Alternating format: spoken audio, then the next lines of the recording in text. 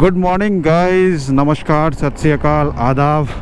स्वागत है आप सबका एक बार फिर से मेरे चैनल में और एक नए ब्लॉग की शुरुआत करते हैं। आज मैं एक राइड पे निकला हूँ। सैटरडे है आज, तो सोचा थोड़ा सा राइडिंग कर लिया जाए।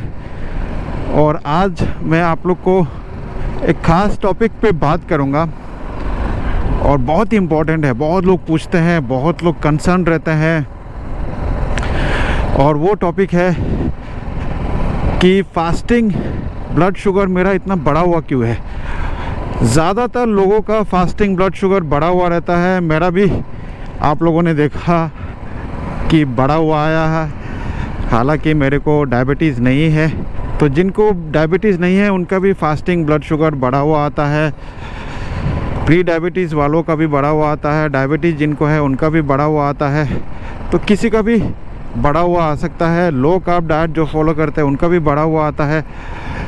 तो ये बहुत कॉमन है। बहुत लोगों को ये दिक्कत होती है कि फास्टिंग ब्लड शुगर लेवल बढ़ा हुआ आता है। तो काफ़ी लोग जो है वो घबरा जाते हैं।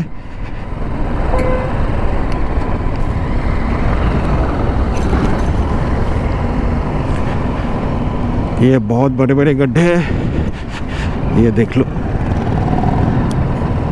तो ये सारे गड्ढे के लिए ये बाइक एकदम परफेक्ट है। तो मैं आप लोग को ये कह रहा था कि बहुत लोगों का फास्टिंग इंसुलिन जो है वो बढ़ा हुआ आता है। अब बढ़ा हुआ क्यों आता है ये जानना आप लोग के लिए ज़रूरी है।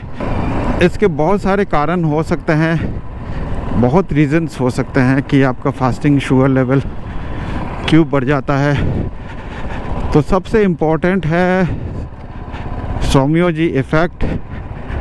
जी हाँ दोस्तों, सोमियोजी इफ़ेक्ट। सोमियोजी इफ़ेक्ट का मतलब होता है कि अगर आप इंसुलिन लेते हैं या फिर शुगर की कोई दवाई लेते हैं तो 2 से 3 बजे के आसपास आपका ब्लड शुगर लेवल बहुत घट जाता है, बहुत ही ज़्यादा घट जाता है। और क्योंकि आपको पता नहीं चलता है, क्योंकि आप नींद में होते हैं, आपने कभी आज तक टेस्ट किया नहीं है।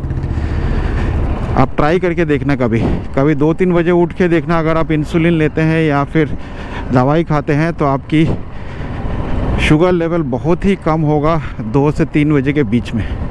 तो जब आपके शुगर लेवल बहुत कम हो जाता है 2 या 3 बजे के आसपास, तब आपके बॉडी जो है वो एक अलार्मिंग सिचुएशन में आ जाता है। बॉडी को लगता है कि अब ख़तरनाक सिचुएशन है। तो बॉडी क्या करती है, इंसुलिन प्रोडक्शन बंद कर देती है और ग्लूकागोन और ग्रोथ हार्मोन और कोर्टिसोल, ये 3-4 हार्मोन जो है ये बॉडी आपकी रिलीज़ करती है, बढ़ा देती है इसकी सिक्रीशन। और ग्लूकागोन, ग्रोथ हार्मोन, कोर्टिसोल, ये सारे चीज़ इंसुलिन के ऑपोजिट काम करती है। इसका मतलब है कि आपके बॉडी को ग्लूकोज सिक्रेट कराता है मसल से या फिर लीवर से, और ये प्रोसेस जो है सुबह तक चलता रहता है। और इसी की वजह से जब आप सुबह उठ के ब्लड टेस्ट करते हैं तो आपका ब्लड शुगर जो है हाई आता है। तो ये सोमियोजी इफ़ेक्ट एक बहुत ही इम्पोर्टेंट है। अगर आप दवाई लेते हैं तो ये सोमियोजी इफ़ेक्ट काम करता है। अगला है डॉन फिनोमिना। अब ये डॉन फिनोमिना क्या है?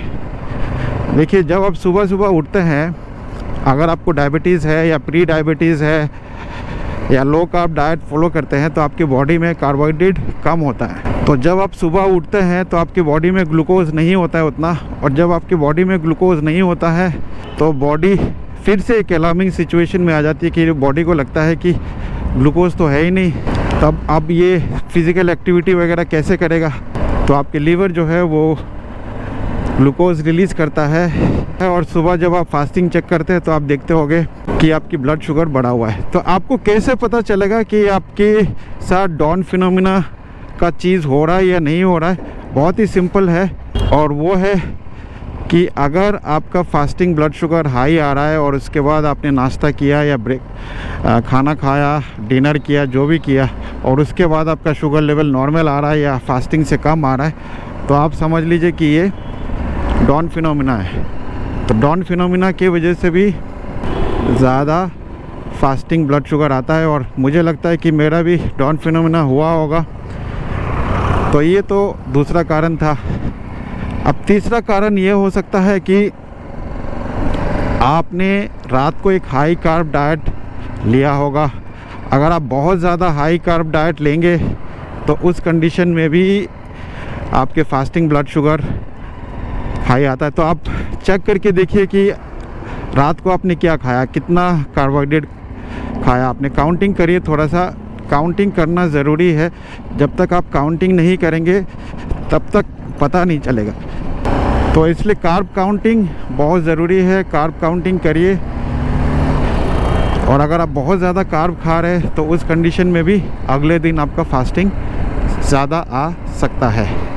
तो ये तो हो गया तीसरा रीज़न। और ये एक कारण हो सकता है मेरे में, क्योंकि मैं कुछ टाइम से लगातार हाई कार्ब डाइट ले रहा था। मैं मंडे से लो कार्ब डाइट शुरू किया, उसके पहले तो मैं हाई कार्ब डाइट ही ले रहा था। तो हो सकता है उसकी वजह से भी मेरा फास्टिंग थोड़ा सा ज़्यादा आया हो। उसके बाद है स्लीप। तो अगर आप ठीक तरह से सोते नहीं हैं, अगर आपको नींद नहीं आ रही है ठीक से, अगर आपने 3 से 4 घंटा ही सोया है या अगर आपने 7-8 घंटा भी सोया लेकिन क्वालिटी स्लीप नहीं हुआ, तो उस कंडीशन में भी आपका फास्टिंग ब्लड शुगर ज़्यादा आ सकता है। क्योंकि जब आपका स्लीप प्रॉपर नहीं होता है, नींद ठीक से नहीं होता है, तो उस कंडीशन में होता है बॉडी में हार्मोनल चेंजेस होते हैं। और बॉडी में जब भी हार्मोनल चेंजेस होंगे तो आपके फास्टिंग शुगर लेवल हाई आ सकता है। अगला है मेडिसिन। अगर आप दवाई लेते हैं तो कुछ ऐसी दवाई की वजह से, अभी मैंने सोमियोजी इफ़ेक्ट समझाया, तो कुछ दवाई की वजह से भी आपकी फास्टिंग शुगर लेवल हाई आ सकता है। तो टाइमिंग ऑफ मेडिसिन भी इम्पॉर्टेंट है।